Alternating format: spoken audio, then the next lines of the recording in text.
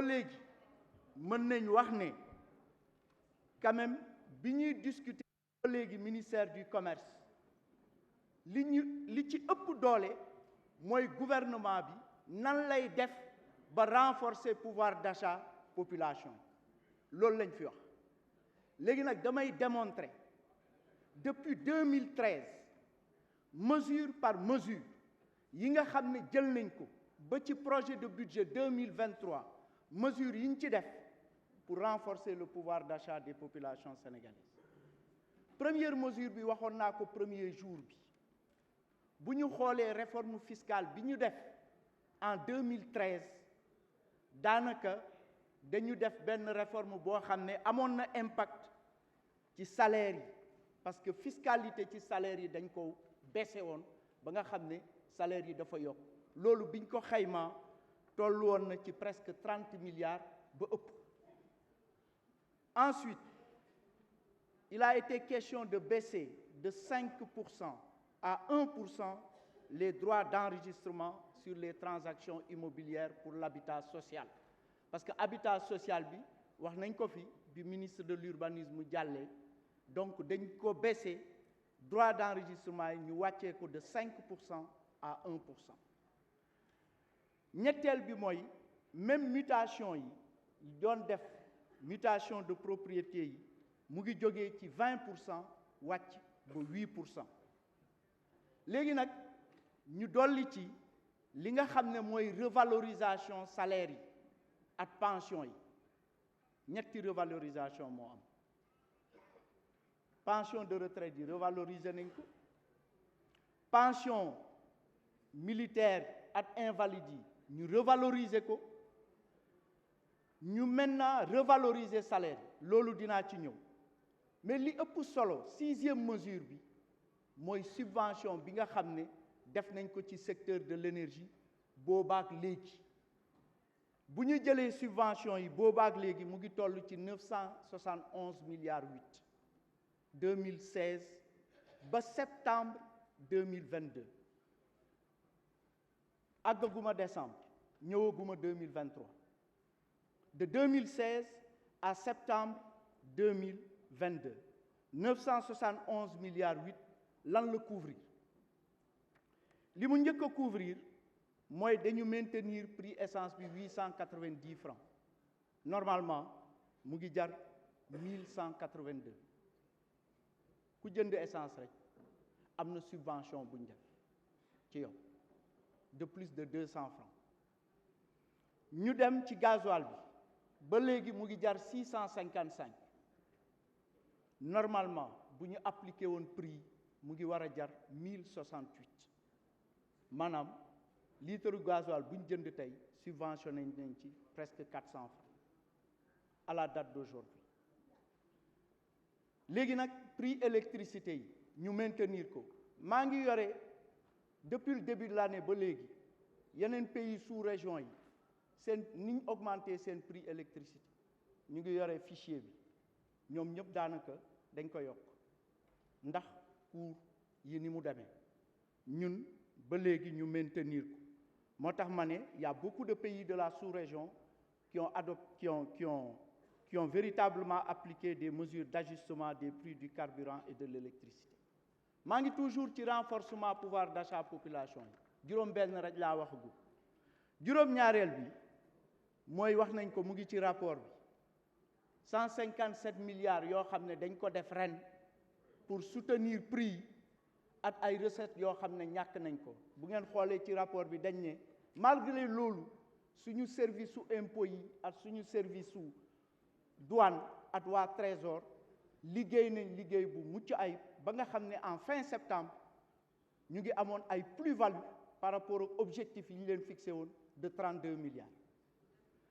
donc loolu aussi ñu wax ko 8e bi mu ngi ci rapport bi toujours parce que dafay baax ñu koy fàttali parce que bu ñu jëlee yëpp condensé ko ci la ñuy gën a mën a wone nan la ñu renforcer pouvoir d'achat population yi parce que 8e bi cash transfert la bokku la bourse familiale yi de yu 35 milliards yi 43 milliards 4 yi moom lañ jagle woon les 543 000 familles yi nga xam ne c'était des familles vulnérables ñu gisoon ko ci registre unique bi revalorisation salaire yi nag jar naa taxaw parce que 2022 ñu ngi ci def 120 milliards mais dañ koy poursuivre ci projet de budget 2023 bi ñu leen soumettre tey ci projet de budget boobu ñu ngi koy poursuivre parce que dinañ ci defaat 236 milliards mais maa ngi ciy ñëw parce que 2022 120 milliards lañ ci def mën na am sax ñu dépasser ko légèrement parce que bi ñu nekkee commission calculer woon nañ ba toll ci presque lu tolloog 110 milliards à fin septembre et des na encore octobre novembre décembre donc mën na am dina am benn léger dépassement mais loolu yëpp mu ngi ci biir cadrage bi parce que suñu masse salariale pour 2022 dafa jógee 972 milliards dem 1037 milliards à cause de cette revalorisation léegi nag ñu dolli ci 10e mesure bi mooy le programme d'urgence pour l'emploi et l'insertion socio-économique des jeunes communément appelé programme xëyu ndaw yi programme bu am solo dama ciy jël pàcc bi nga xam ne rek moo jëm ci jël xale yi ak li ñu leen di fay loolu kese ci 450 milliards yi ñu wax recrutement spécial bi mu ngi toll ci 120 milliards 544 millions pour 34 850 jeunes loolu moo nekk ci programme xëyu ndaw ñi en termes de recrutement spécial 5000 enseignants yi ma nga fa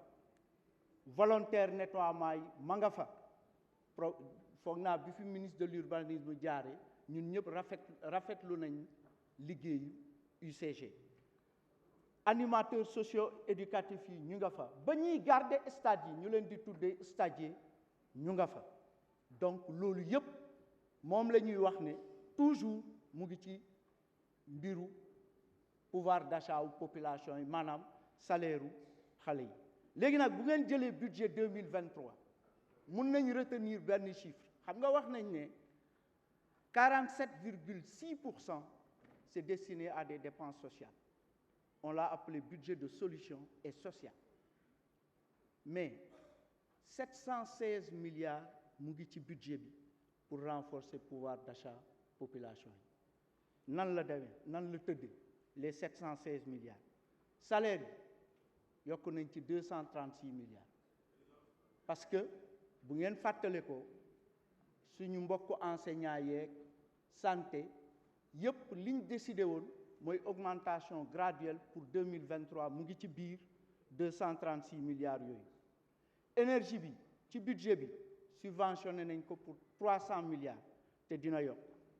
agriculture am na ku ko fi laaj ne ñaata lañ def ci agriculture ci budget bi pour subventionner intrants yi ak équipement agricole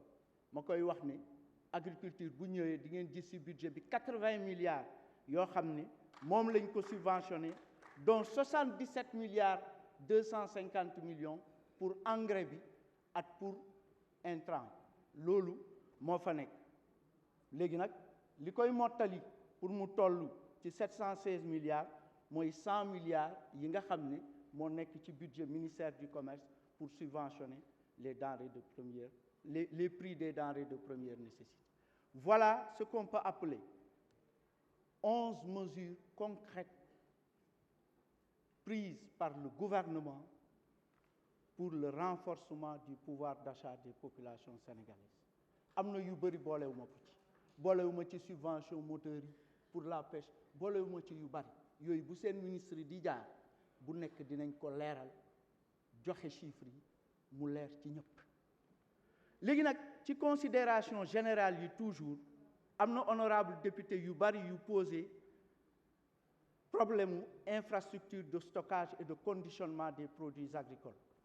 sama collègue bi ñëw na ci lu am solo la déjà ci biir ministère du commerce bu ngeen xoolee budget bi am na 6 milliards yoo xam ne def nañ ko ci pour 3 ans waaye doyul dafa am programme bu rëy bu mag boo xam ne 85 milliards 5 la mu ngi ministère de l'agriculture dina bu jaaree dinañ ko gis te ci biir loolu am na 29 milliards 4 yoo xam ne c'est destiné à la construction et à des équipements des entrepôts loolu mu ngi ci donc préoccupation bi ngeen wax retracé nañ ko bu baax ci budget bi léegi nag am na yeneen question yoo xam ne ñëw na ci wàllu banque centrale maanaam lan la ñuy jëriñ wax nañ ci Covid bi wax nañ ci affaire inflation bi at yooyu am na sax ku poser question ci am nañ problème ak banque yi pour ay attestation de non engagement yoo xam ne aussi dafa am problème parce que pour ñu jot ko dafay jafe des fois liñ ciy fay dafay bari ma ne bi Covid bi amee mën nañ citer rek banque centrale ñetti mesures yu am solo yoo xam ne véritablement jël nañ ko te suqali na bu baax suñu économie benn bi mooy dañu yokk ressources yi nga xam ne dañ ko jox banque yi li koy firndeel rek c'est les crédits à l'économie. Si on regarde bien les crédits à l'économie, on verra que avec la Covid, il y a eu une mise à disposition des ressources au niveau des banques pour un montant de l'ordre de 340 milliards. Ensuite, la deuxième mesure, c'est l'élargissement du champ pour accéder au refinancement. Parce que nous avons fait cotation pour 1750 entreprises privées yoo xam ne bu ñu bàyyi woon noonu rek mën na am duñ àgg guichet de refinancement banque centrale loolu tax na ñu dolliwaat ay ressources supplémentaires de 1050 milliards ñetteel bi nag mooy dañu affecté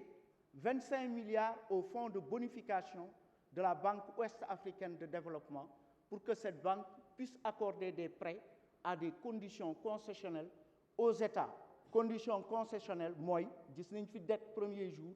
condition concessionnelle mooy élément don boo xam ne au moins àgg na 35% ci gàttal mooy bu ma la joxee 100 francs 35 yi dama la ko may 65 yi ngay fay 25 milliards yooyu nag fa la jëm donc ñetti mesures yooyu yu am solo banque centrale jëloon na ko léegi nag banque centrale politique monétaire moom li ñu koy defee mooy pour lutter contre l'inflation ba nga xam ne war nga def sa politique monétaire bu jaaree yoon sa inflation warul dépasser de quasiment 2%. moo tax toujours bu ngeen xoolee les indicateurs de convergence ñuy wax un plafond de 3%. donc loolu nag moo tax da ngeen di gis banque centrale yokk taux directeur yi effectivement pour que liquidité bi bañ a circuler bu baax parce que loolu moom mooy indi inflation pour que la liquidité soit compatible avec l'économie loolu mooy objectif bi donc pour lutter contre l'inflation véritablement la banque centrale a révisé même ses taux directeurs maintenant attestation de non engagement bokkul malheureusement ci service bancaire yi nga xam ne boobu réglementé wuñ ko bi ñu waxtaanee banques yi dafa amoon 19 mesures yoo xam ne jëloon nañ ko waaye nag pour am ay attestation de non engagement bokkuloon ci léegi nag prévoir nañ quand même beneen concertation ak service yi pour ñu xool pour ñu boole ci loolu ñaareelu concertation boobu nag ñëwagul mais bu ñëwee effectivement point boo xam ne la dinañ ko xool parce que comme ñun ñu ngi waxtaan ak syndicat yi yu bari des fois dinañu koy poser ñu ngi wax aussi ci pression fiscale bi maanaam dañuy joxe subvention fii jëlee ko ci loxo gauche loolu nag moom wax naa ko ci je pense premier jour bi bu ngeen xoolee projet de budget 2023 taux de pression fiscale bi 18,3%. Maguette Niang, je pense que c'est ça. Hein? Normalement, le taux de pression fiscale pour le projet de budget 2023 est de l'ordre de 18,3%. Et en fait, on n'a pas fait de taxe. Indiwuñ taxe yu bees ci budget 2023. Loolu augmenté wuñ ko. Dañu élargir rek. Donc, assiette bi li ñuy wax yaatal suñu waa mbokk impôt yi benn réforme bu ñu def maanaam yaatal mooy élargissement loolu nag ci la ñuy liggéey ba nga xam ne am na 4 mesures yoo xam ne digitalisation wax nañ ko fi gestion ressources humaines wax nañ ko fi une meilleure organisation des services peut-être loolu lañ gën a firndal pour déwén nga xam ne du am benn taxe bu bees boo xam ne mu ngi ci projet de loi bi xam nga nag taxe moom lu ñu ci nar a def rek di ngeen ko gis ci projet de loi bi pour que ñu voté ko te bu ngeen xoolee projet de loi bi loolu dëgg-dëgg prévoir uñ ko woon ci